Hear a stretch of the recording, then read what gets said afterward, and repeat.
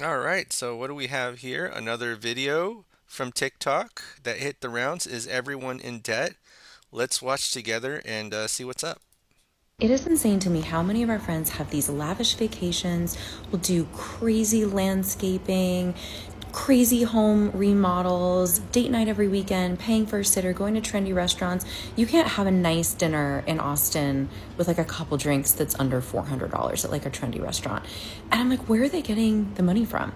And then once in a while, after a few drinks, you come to find out that your friends laugh at you when you talk about retirement because they have none. They have nothing. What is up with people like laughing at you for trying to be responsible? Have you ever experienced that? Like, oh my goodness, I've experienced that so many times, which is why like I don't try to talk to people in real life.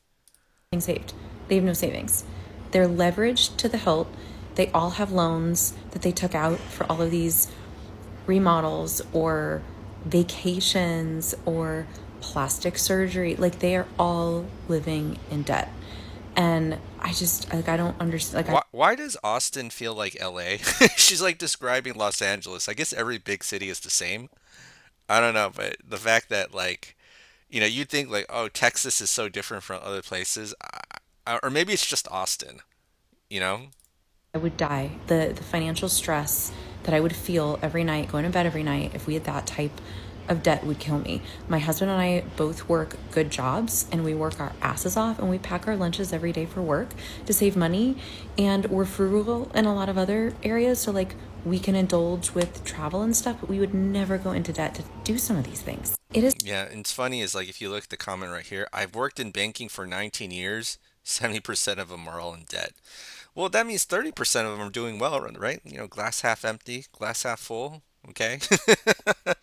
And I suspect that a lot of people are like this, and it's kind of what I suspect about people's health too.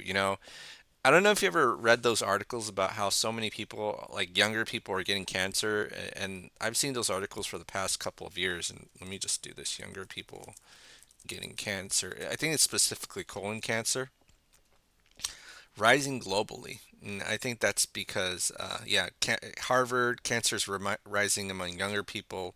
Let me see if I could find it in the news.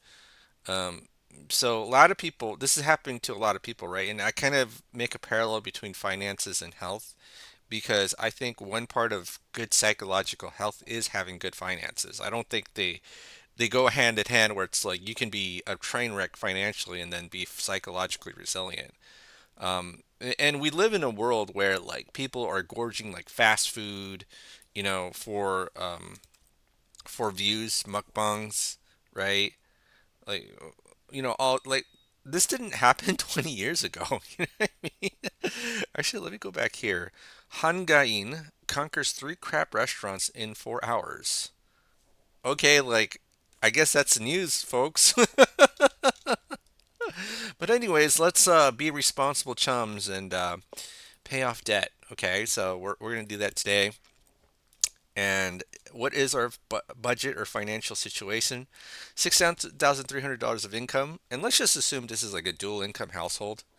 So $6,300 of income, and then five credit cards, an auto loan, and a mortgage. So only one person has a car or a car loan, and we'll assume the other person does it. But you know what? Like even if you have a dual income household up to 6,300, and if you didn't know, $6,000 a month is almost, or it's pretty much 100,000 after tax, or 100,000 a year.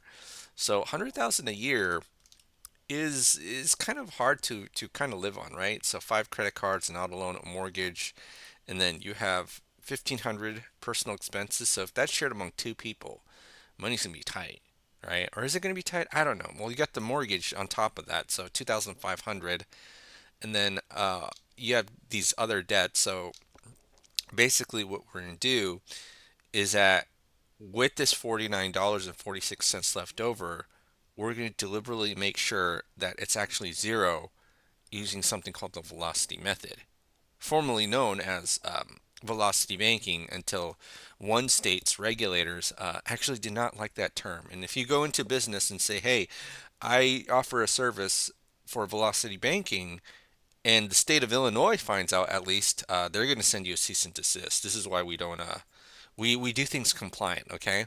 So we're gonna call it the velocity method, and then what we're gonna do is we're gonna take the income and the expenses, say, hey, same income, same expenses, but we're gonna redirect the flow of money. Okay, so our checking and savings is essentially going to be zero, and what we're going to do is focus on the cash flow number. Now, I'm going to tell you conceptually what's the difference between this column and this column. So, with the average American banking style, it's taught that your checking and savings is the final destination of your money.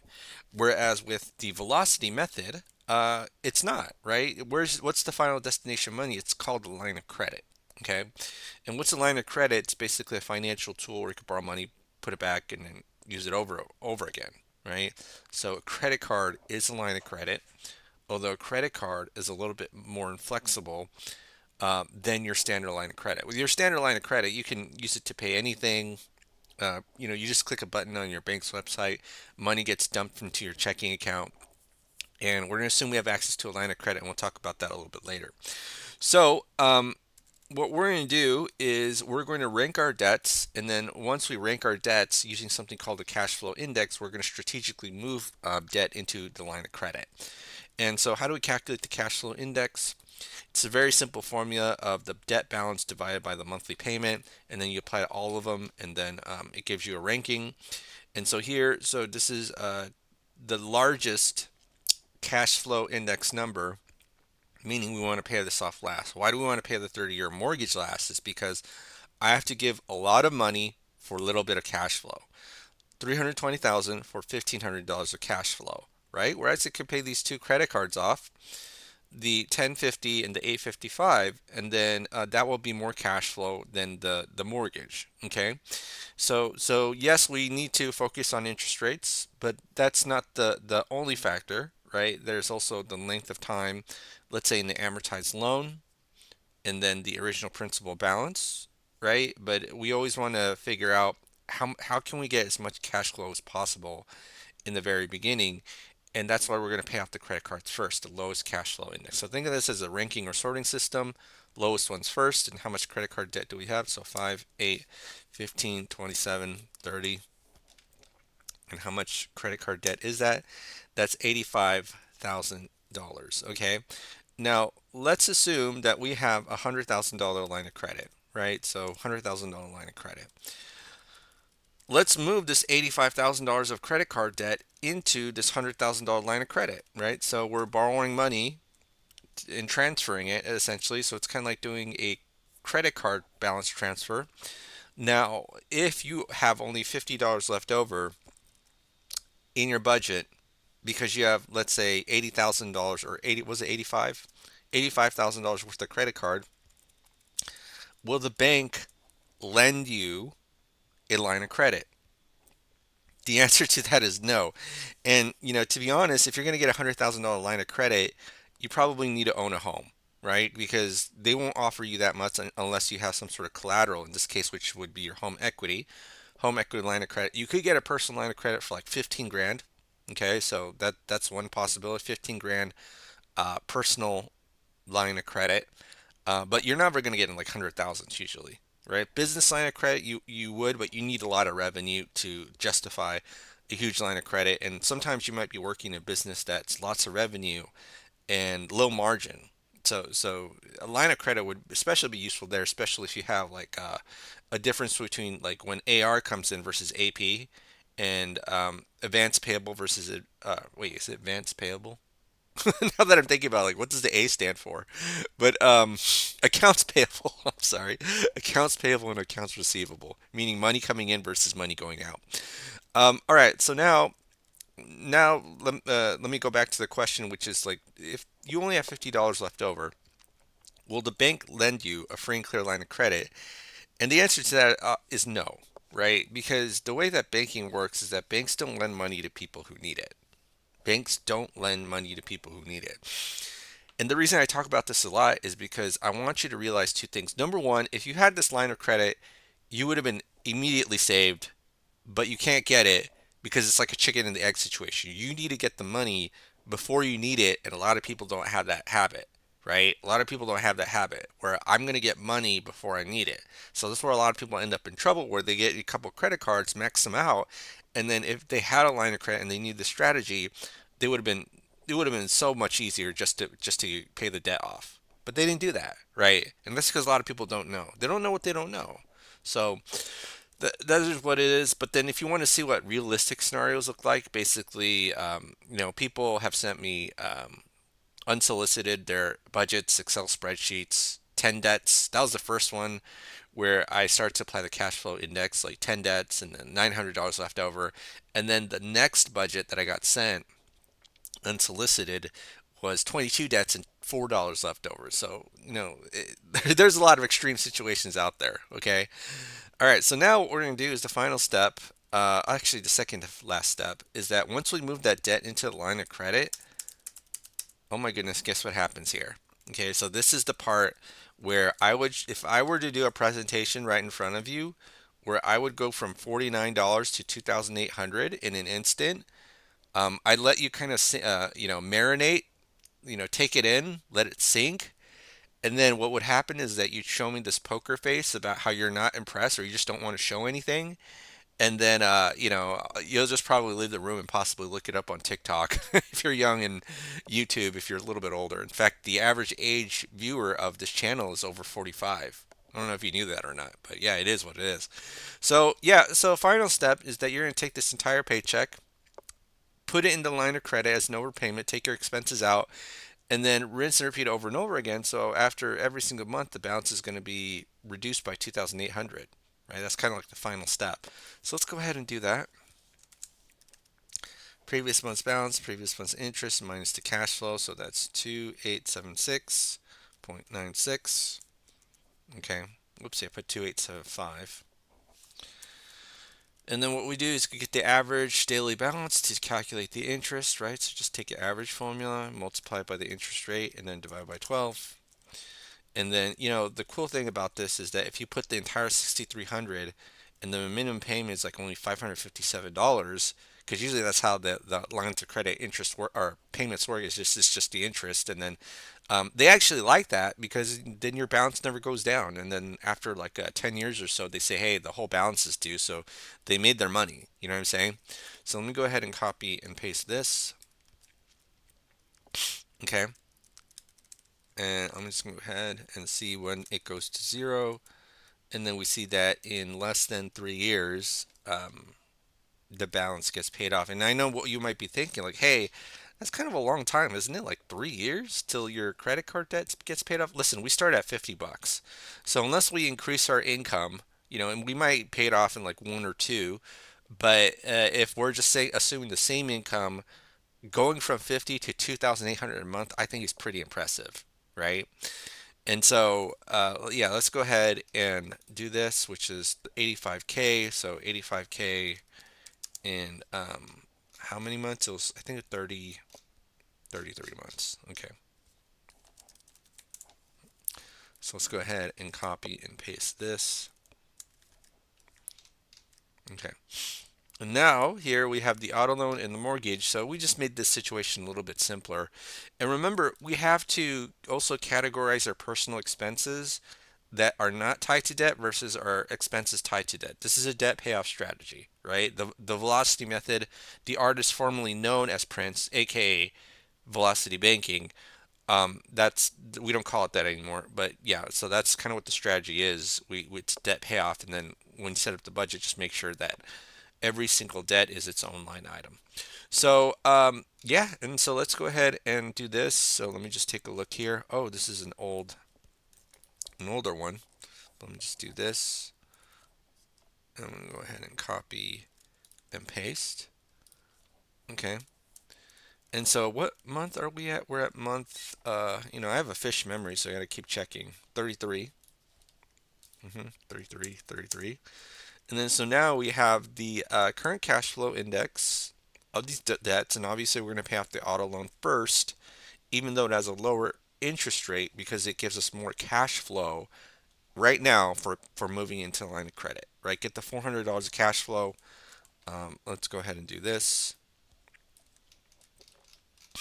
And I'm just going to do this. 10,308.69. All right, so now let's go ahead and do this. This is going to be 395. It goes to zero. Oh, now we have over $3,000 of cash flow. That's really good. Okay, so I'm going to go ahead and copy and paste, and then this is going to be minus 3272.27, right? And then now we see that in 37 months, okay, this has been paid off. So 37 months